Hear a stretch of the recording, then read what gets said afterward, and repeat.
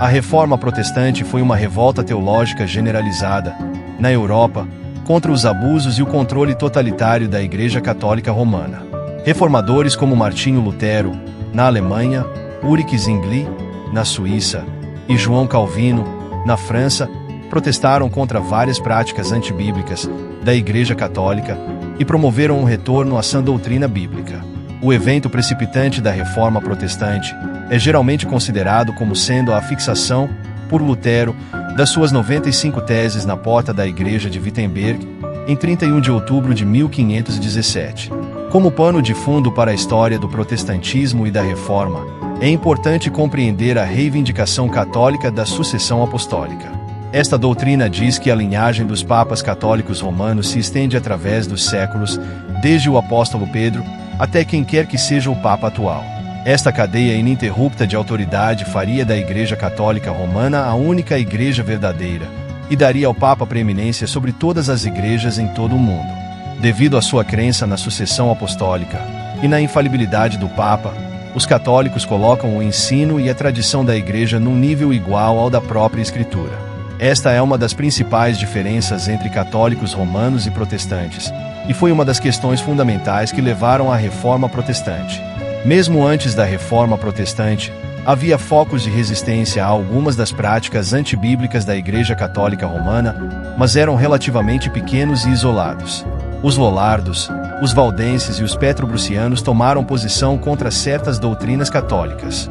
Antes mesmo de Lutero pegar um martelo e ir para a Igreja da Capela, havia homens que defendiam a Reforma e o verdadeiro Evangelho. Entre eles estavam John Wycliffe, um teólogo inglês e professor de Oxford, que foi condenado como herege em 1415. Jean Hus, um padre da Boêmia que foi queimado na fogueira em 1415 por sua oposição à Igreja de Roma. E Girolamo Savonarola, um frade italiano que foi enforcado e queimado em 1498. A oposição ao falso ensino da Igreja Católica Romana atingiu o auge no século XVI, quando Lutero, um monge católico romano, desafiou a autoridade do Papa e, em particular, a venda de indulgências. Em vez de atender ao apelo à reforma, a Igreja Católica Romana insistiu e procurou silenciar os reformadores. Eventualmente, novas igrejas emergiram da Reforma, formando 4 divisões principais do protestantismo.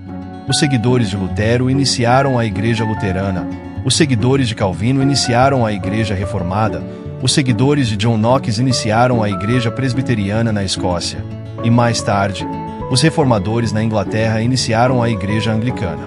No cerne da Reforma Protestante, estavam 4 questões básicas: como uma pessoa é salva? Onde está a autoridade religiosa? O que é a Igreja? Qual é a essência da vida cristã? Ao responder a estas perguntas, os reformadores protestantes desenvolveram o que seria conhecido como as 5 solas, sola sendo a palavra latina para somente. Estes 5 pontos essenciais da doutrina bíblica separam, claramente, o protestantismo do catolicismo romano. Os reformadores resistiram às exigências que lhes foram feitas para renegarem essas doutrinas até ao ponto da morte. As 5 doutrinas essenciais da Reforma Protestante são as seguintes: sola scriptura, somente as Escrituras. A Bíblia é a única autoridade para todos os assuntos de fé e prática. As Escrituras, e somente as Escrituras, são o padrão pelo qual todos os ensinamentos e tradições da Igreja devem ser medidos.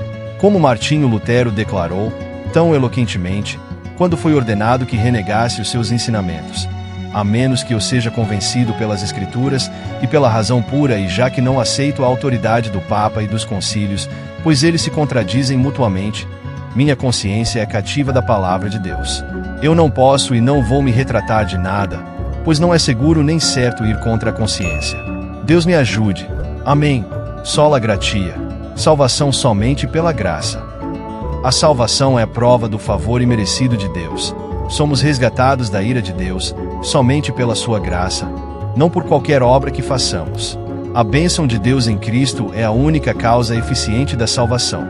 Esta graça é a obra sobrenatural do Espírito Santo, que nos leva a Cristo, libertando-nos da nossa escravidão ao pecado e elevando-nos da morte espiritual para a vida espiritual. Sola fide, salvação somente pela fé. Somos justificados somente pela fé em Cristo, não pelas obras da lei. É pela fé em Cristo que a sua justiça nos é imputada, como a única satisfação possível do padrão perfeito de Deus. Solus Christus, somente em Cristo. A salvação é encontrada somente em Jesus Cristo. Ninguém e nada mais pode salvar. A morte substitutiva de Jesus na cruz é suficiente para a nossa justificação e reconciliação com Deus Pai. O Evangelho não foi pregado, se a redenção de Cristo não for declarada e se a fé na sua ressurreição não for solicitada. Só lhe deu glória, somente para a glória de Deus. A salvação é de Deus, e foi realizada por Deus somente para a sua glória. Como cristãos, devemos engrandecê-lo sempre e viver as nossas vidas na sua presença, sob a sua autoridade e para a sua glória. Estas 5 doutrinas importantes são a razão da Reforma Protestante. Elas estão no centro do apelo dos reformadores, para que a Igreja retorne ao ensino bíblico. As 5 solas são tão importantes hoje na avaliação de uma igreja e dos seus ensinamentos como eram no século XVI.